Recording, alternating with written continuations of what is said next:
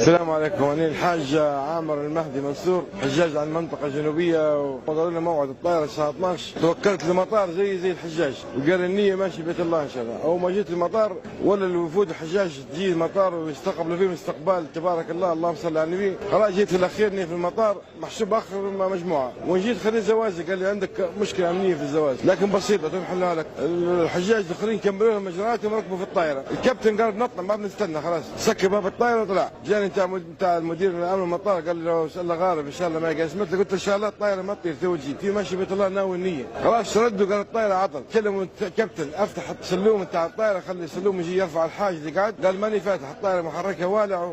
وجاني نفسه مدير الامن قال لي ما تكدر بالك ربك ما قسمت لي، قلت له والله مناديه ماني مروح من المطار. طارت مرتين وردت من جديد، الكابتن قال لهم والله ماني راكب كما جبتوا لي عامر. تو احنا في بيت الله الحمد لله يا رب.